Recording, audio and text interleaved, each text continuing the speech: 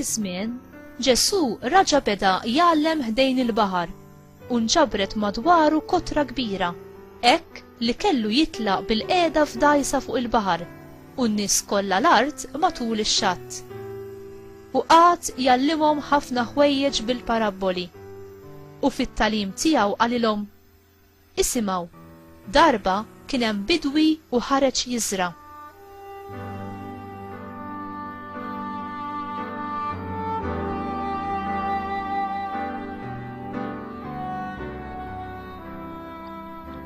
Ġara li u jiżra xi żerrijat waqgħu fil-mogħdija, ġew la safar u naqruhom kollha.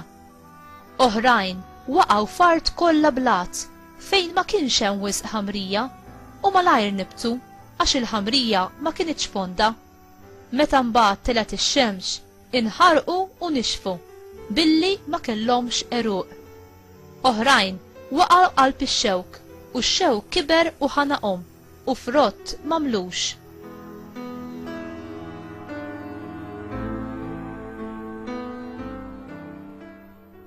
Oħrajn waqgħu fart tajba u għamlu l-frott, u l-frott kiber u tkattar, u min għamel 30, min 60 u min 100. U qal: min għandu idnejh biex jisma' ħajisma'. Meta kien waħdu, dawk ta' madwaru flimkien ma' 12 resqu jitolbuh ifissrilhom il-parabboli.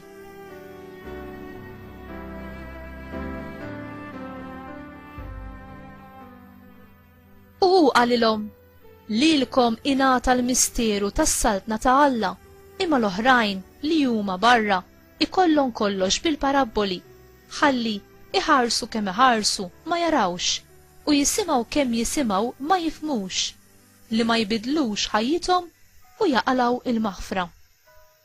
Din il-parabbola mintomx tifhmuha? Qalilhom: mela kif se tifhmu il-parabboli l-oħra kollha? Dak li l-bidwi jiżra hija l-kelma.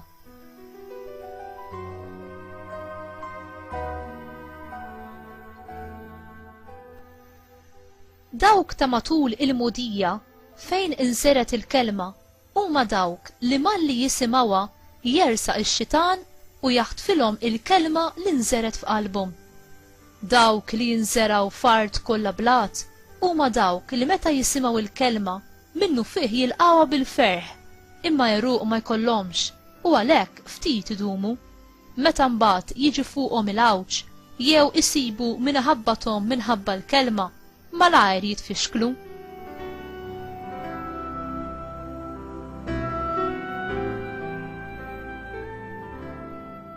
L-oħrajn li jinżeraw qalb ix-xewk huma dawk li jisimgħu il-kelma iżda l-inkwiet żejjed għal ħwejjeġ tad-dinja, ir-rabta mal-ġid tal-art u l-ġibda għal ħwejjeġ oħra jidħlu fihom u joħonqulhom il-kelma li għalhekk ma tagħmilx frott.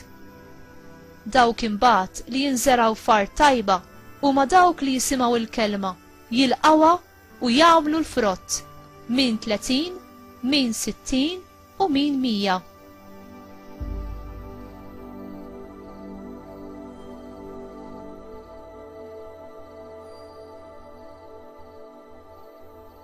Il-kelma tal-mulej, tifħir lilek Kristu.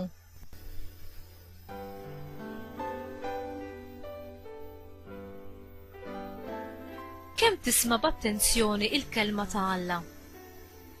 Alla u dejjem lest biex ikellem lil kull wieħed u waħda minna u biex ifhemna din l-istess kelma tiegħu. Il-parabbola ta' Ġesu hi twissija għal dawk li jisimgħu u jxandru l-kelma tiegħu. X'jagħmilna indifferenti u traskurati għall kelma ta' Alla? L-inkwiet żejjed għal bosta affarijiet. Dan jista' jiddistrattana minn dak li hu tassew importanti u li jiswa. Li nħallu l-moħħ u l-qalb tagħna jiġu kkunsmati b'affarijiet materjali. Hawn faċilment nittaqlu u anki nedew b'affarijiet li mhumiex it-teżor etern li hu Alla nnifsu.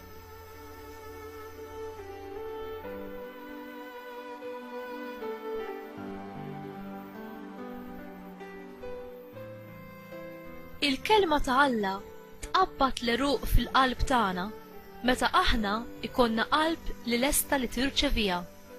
Qalb doċli li lesta tisma' dak li Alla għandu xi jgħid. Il-ħsad huwa żgur.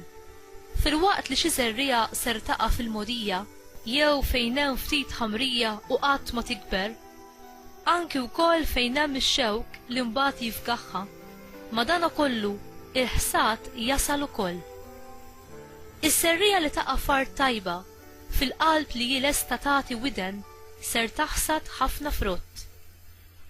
Inti lest titgħallem dwar il-verità ta' Alla u ħerqan biex tagħmel minnha ħafna frott ta' għemejjel tajba u tħalli xi ħaġa żommok milli tinfetaħ kompletament għal din il-kelma bil-ferħ u bl-ubbidjenza li tiġi mill-fidi.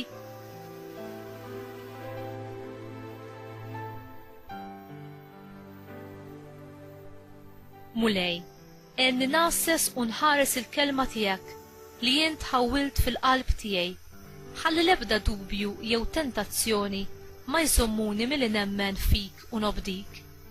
Għatini li nagħmel il-frott b'abbundanza fis-servizz tiegħek u tħalli qatt li jiena nibża milli nitkellem fuqek mal-oħrajn u naqsam magħhom l-aħbar it-tajba tal-Vanġelu tiegħek. Amen.